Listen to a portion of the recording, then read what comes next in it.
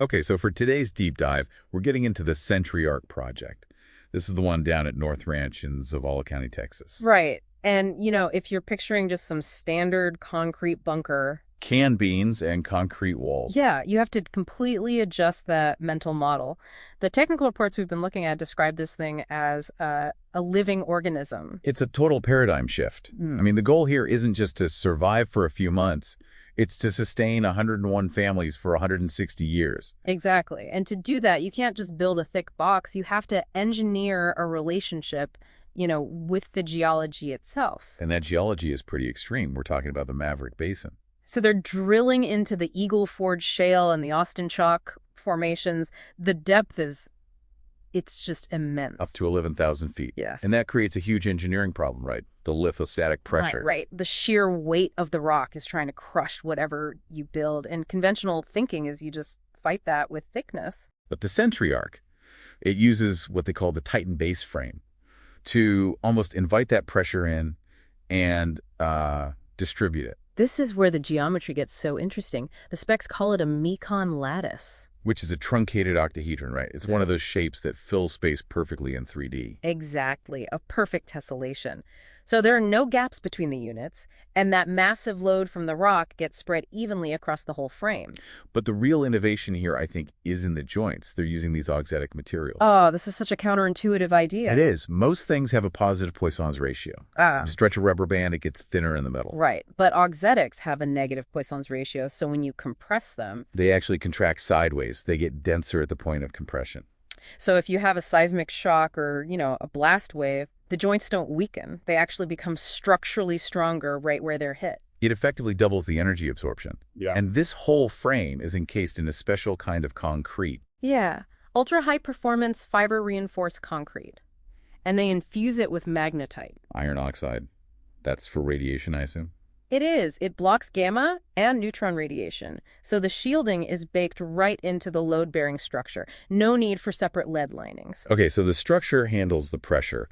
But the most brilliant part of these reports, for me, is how they handle energy.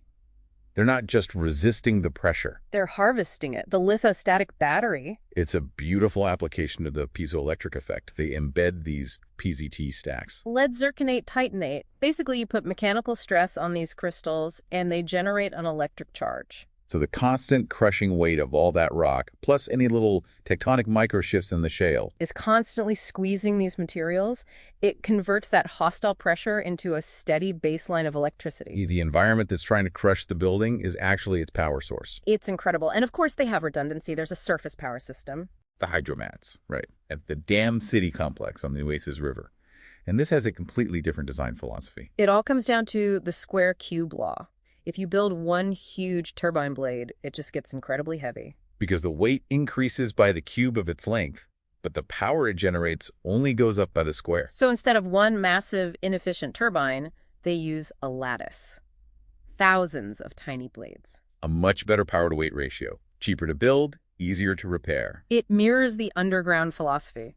Distributed strength, not monolithic size. All right, let's talk about the biological side. To survive for 160 years, you need a closed loop. Absolutely. They're using a bioregenerative life support system, a BLSS. It's inspired by the European Space Agency's Melissa loop, isn't it? It is, using bacteria and plants to recycle 100% of the oxygen, water, and waste. But it's not just functional. This is the biophilic design part. They're planting real trees underground, hackberry and live oak.